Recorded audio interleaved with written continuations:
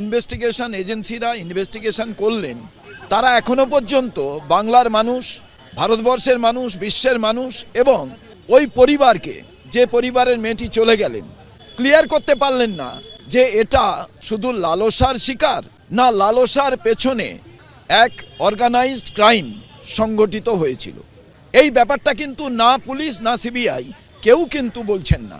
আমরা জানতে চাইছি সোর্স অফ ক্রাইমটা কি, প্লটটা কি ছিল, যে মেয়েটির উপরে আঘাত হলো, অত্যাচার হলো, তার ট্রমাটা কেউ ভাবছেন না। জাস্টিস ফর আরজি করটা চাইছেন সাধারণ মানুষ, জানতে চাইছেন যে নিরপেক্ষভাবে এই যে দোষী কে, তাদের দৃষ্টান্তমূলক শাস্তি হোক। সরকারের উচিত ছিল পশ্চিমবঙ্গ মানুষের বাবা মায়ের যে আজকে অনাস্থা তাকে দূর করা। আরজি করের ঘটনাটা যে ইনফেকশন হেলথ ডিপার্টমেন্টের, এটা তো কারুর জানতে বাকি নেই।